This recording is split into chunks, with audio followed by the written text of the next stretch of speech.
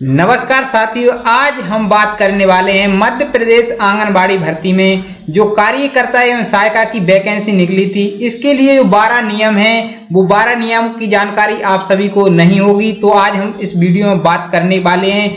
आपका जो पक्का चयन कराने वाले हैं, क्योंकि साथियों दावा आपत्ति में है बहुत महत्वपूर्ण भूमिका निभाने वाले हैं ये 12 नियम। आपको जानकारी होनी चाहिए। यह 12 नियम आपको बताने वाला हूं। तो आप डॉक्यूमेंट वेरिफिकेशन से संबंधित हैं, दावा आपत्ति से संबंधित, अंतिम मेरिट सूची से भी संबंधित। कहीं ना कहीं यह आपको वीडियो का यह उद्देश्य है कि जो सही व्यक्ति है उसी का सिलेक्शन होना चाहिए, और जो व्यक्ति मतलब डॉक्यूमेंट गलत तरीके से लगाए हैं तो उनका सिलेक्शन रुक जाना चाहिए। तो वो 12 नियम क्या हैं, आज की इस वीडियो में कंप्लीट जानकारी देने वाले हैं। ये मैं अपने मन से बताने वाला नहीं हूँ। वे नियम विभाग द्वारा वे जारी किए गए वे नियम, सभी को जानकारी उन नियमों के बारे में होना चाहिए और सटीक जानकारी आपको मैं आदेश से देने वाला हूँ। तो ये वीडियो पूरा शुरू से लेकर लास्ट तक जरूर देखें। तो चलिए आज का वीडियो हम शुरू करते हैं। शुरू करने से पहले आप सभी से एक छोटी सी रिक्वेस्ट है, चैनल पर नए तो चैनल को क्या करना है, सब्सक्राइब कर लेना है, बेल आइकन को प्रेस कर लेना है, जिससे आने वाले हमारे प्रत्येक वीडियो की नोटिफिकेशन सबसे पहले आप तक पहुंचती रहे, चाहे वो राज्य सरकार की हो, चाहे केंद्र सरकार की हो, चाहे आपकी ग्रामीण भाषा में आपके पास। तो अभी तक आपने हमारे चैनल को सब्सक्राइब नहीं किया है तो सब्सक्राइब कर लेना है, जिससे आने वाले प्रत्येक वीडियो की नोटिफिकेशन आप तक पहुंचती रहे। तो चलिए आज का वीडियो शुरू करते हैं, और इसके लिए हम निकाल लेते हैं वो आदेश जो विभाग द्वारा जारी किया गया है। देखिए इसमें 12 पॉइंट कौन कौन से हैं, आपको विशेषकर ध्यान से सुनना है। विशिष्ट टिप, नियुक्ति चयन के लिए निर्धारित अंक हेतु विशेष ध्यान देने योग्य बिंदु, आपको विशेष ध्यान देना है। अनुसूचित जनजाति आवेदिका को अंकों का लाभ सक्षम अधिकारी अर्थात अनुभाग अधिकारी राजस्व से निम्न स्तरीय अधिकारी द्वारा जारी स्थायी जाति प्रमाण पत्र आवेदक के साथ प्रस्तुत करने पर दिए जाएंगे, अन्यथा प्रदेश के द्वारा जारी जाति प्रमाण पत्र का लाभ प्रदेश में नियुक्त हेतु नहीं दिया जाएगा। अगर आपको सरकार द्वारा जो जारी अस्थायी जाति प्रमाण पत्र दिया गया अनुसूचित जनजाति, उसी से आपको जो नंबर है उसी के हिसाब से जाति के नंबर दिए जाएंगे, अन्यथा आपको वो 5 नंबर नहीं दिए जाएंगे। अब दूसरा पॉइंट क्या है, अब दूसरा पॉइंट ये सबसे महत्वपूर्ण पॉइंट है, गरीबी रेखा से नीचे रहने वाले परिवारों को सूची में आवेदिका परिवार का नाम होना तथा जारी बीपीएल राशन कार्ड, गरीबी रेखा के नीचे जीवन यापन करने वाले परिवारों हेतु जारी पात्रता पर्ची, अंत्योदय अन्न योजना अंतर्गत बीपीएल परिवार को जारी पात्रता पर्ची के लिए 5 अंक का लाभ दिया जाएगा। जिसका बीपीएल कार्ड होगा उन्हीं को 5 अंक का लाभ दिया जाएगा। ऐसा नहीं कि आपने फार्म भरा हो तो पहले आपने बीपीएल कार्ड बनवा लिया जल्दी से जल्द में, तो आप उनको इसमें लाभ नहीं दिया जाएगा। यहाँ पर साफ साफ स्थिति में लाभ नहीं दिया, जबकि उसका परिवार का नाम विज्ञापन जारी होने की तिथि से पूर्व से निरंतर आ रहा हो, मतलब कहना है उनका पहले से नाम चल रहा हो, तभी उनको बीपीएल सूची के 5 नंबर मिलेंगे, अन्यथा ऐसे में आपको 5 नंबर नहीं दिया है।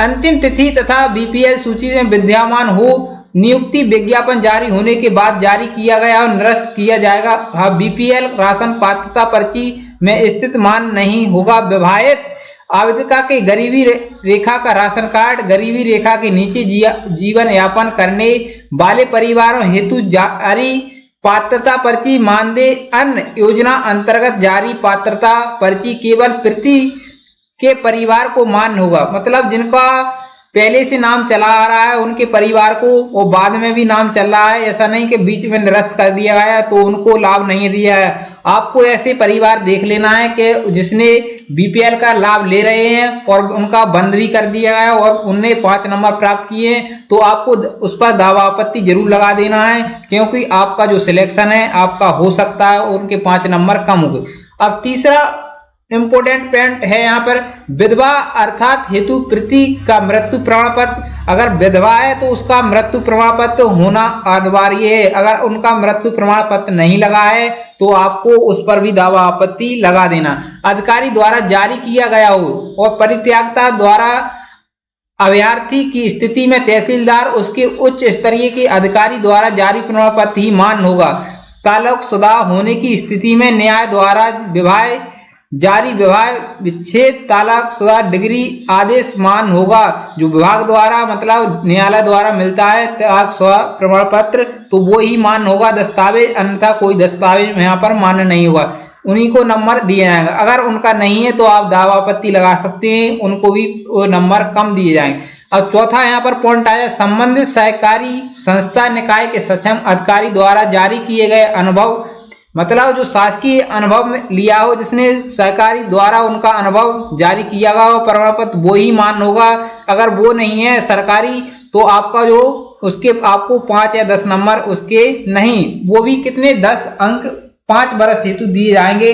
5 वर्ष से अनुभव के लिए अतिरिक्त अंक प्रावधान नहीं है, 5 अंक से अधिक अंक नहीं दिए जाएंगे इसमें।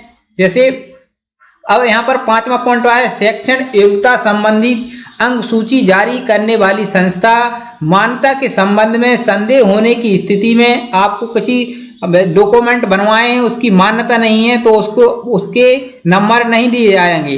अगर चाहे वो बीएससी हो, चाहे बीए हो, चाहे एग्रीकल्चर मतलब आपका ग्रेजुएशन हो, चाहे आपकी 12 की 12th की मार्कशीट हो, 11th की मार्कशीट हो, आपको ऐसा लग रहा है कि बोर्ड द्वारा मान्यता प्राप्त नहीं है इस विद्यालय की, तो उसको उस पर जरूर आप दावा आपत्ति लगाएं, उनका कैंसिल हो सकता है।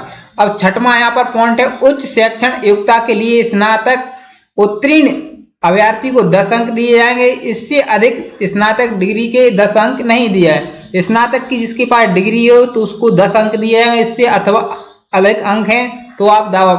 अगला पॉइंट है 7वां, किसी ग्राम निकाय वार्ड पद में रिक्त चयनिता द्वारा आंगनबाड़ी केंद्रवार योग्यता सूची मेरिट तैयार की जाएगी। यह मेरिट सूची उस आंगनबाड़ी केंद्र पर नियुक्त के लिए जारी अंतिम सूची की दिनांक के 1 वर्ष तक वैध रहेगी। इस अवधि में यदि आंगनबाड़ी कार्यकर्ता सहायिका का पद रिक्त होता है तो संबंधित मेरिट सूची में ही मेरिट कम क्रम का पात्रता रखने वाला उम्मीदवार को आंगनबाड़ी कार्यकर्ता एवं सहायिका के पद पर नियुक्त किया है। ये बहुत इंपोर्टेंट पॉइंट है, क्योंकि अब जिस व्यक्ति का जैसे दूसरे नंबर पर नाम है और उसकी 1 साल तक उसकी वैलिडिटी रहेगी। आप 1 साल तक आपका जो पद खाली होता है तो आपको 1 साल के भीतर उसकी जगह पे आपको रख लिया जाएगा, अगर जिसका दूसरे नंबर पर नाम आया है। अब 8वां यहाँ पर पॉइंट क्या है, यदि किसी ग्राम वार्ड नगरीय एवं 1 से अधिक आंगनबाड़ी केंद्र है और वहाँ 1 वर्ष के अंदर किसी भी केंद्र में पद रिक्त होता है, अगर आपके ग्राम में या वार्ड में 1 से अधिक आंगनबाड़ी केंद्र हैं और अगर वहां पर 1 से मतलब पद खाली होता है तो दूसरे नंबर की जो महिला है उसको नियुक्त कर दिया जाएगा। यह प्रक्रिया अपनाई जाएगी। 2 या 2 से अधिक आवेदकों को मेरिट सूची में अंक समान होने पर, अगर 2 महिलाओं के समान अंक आए हैं तो जिसकी आयु अधिक होगी तो उसी को प्राथमिकता दी जाएगी, उसी का चयन कर लिया जाएगा। अब यहाँ पर 10वां पॉइंट है, हायर सेकेंडरी में प्राप्त अंकों के प्रतिशत के आधार पर वास्तविक अंक दशमलव के बाद 2 अंकों तक गणना की जाएगी। मतलब हायर सेकेंडरी स्कूल में आपकी जो भी आपकी परसेंटेज बनती है उसी के 2 अंकों के बाद आपकी जो मेरिट लिस्ट बनती है। 11वां पॉइंट है, आंगनबाड़ी कार्यकर्ता एवं सहायिका के चयन हेतु प्राप्त आवेदन का संलग्न शैक्षणिक योग्यता के दस्तावेज विभिन्न वार्ड द्वारा जारी प्रमाण पत्र की सूची में अंकों के स्थान पर ग्रेडिंग पद्धति के परिणाम जारी किए जाते हैं। आवेदक के साथ संलग्न सूची में यदि केवल अंक या डिग्री दोनों ही हैं तो अंकों को गणना दी जाएगी। मतलब अंक है और डिग्री से डीसी है तो उसके लिए अंकों को ही मान्यता दी जाएगी। अब यहाँ पर सबसे लास्ट वाला पॉइंट, आंगनबाड़ी कार्यकर्ता एवं सहायिका की सेवा में रहने हेतु निर्धारित सेवा अवधि में अकस्मात मृत्यु, प्राकृतिक या दुर्घटना निवास होने पर आंगनबाड़ी कार्यकर्ता एवं सहायिका के अविवाहित, विधवा, परित्यक्ता, बेटी, परिवार एवं आश्रित जो नियमित पद की निर्धारित योग्यता का मापदंड को पूर्ण करती है, उन्हें आंगनबाड़ी कार्यकर्ता एवं सहायिका के पद पूर्व में 10 अंक दिए जाएंगे। आंगनबाड़ी कार्यकर्ता एवं सहायिका की मृत्यु के उपरांत अगर किसी की मृत्यु हो जाती है, अकस्मात दुर्घटना हो जाती है, तो उनकी पुत्री जो उस योग्य हो जाएगी तो उसको 10 अंक उसके अनुभव के उनके लिए परिवार में दिए जाएंगे, उसके लिए दिए जाएंगे। ये विशेषकर पॉइंट है, आपको अच्छे से रीड कर लेना है, अच्छे से पढ़ लेना है आपको। अगर किसी के कोई डॉक्यूमेंट गलत तरीके से पाए जाते हैं या कोई चीज त्रुटि दिखती है आपको किसी डिग्री में, तो आपको जरूर उस पर दावा आपत्ति करना है। दावा आपत्ति करके आप अपना सिलेक्शन ले सकते हैं। आई हो आपके लिए वीडियो कहां से देख रहे हैं कमेंट करके जरूर बताएं। अगर आपका भी कोई डाउट है तो इस पर भी निसंकोच होकर कमेंट करें, हम इसका रिप्लाई आपको जरूर देंगे नेक्स्ट वीडियो में। आई हो आपके लिए वीडियो कैसा लगा कमेंट करके जरूर बताएं। मिलते हैं ऐसे नेक्स्ट वीडियो में नई जानकारी के साथ, तब तक के लिए सभी के लिए जय हिंद, वंदे मातरम।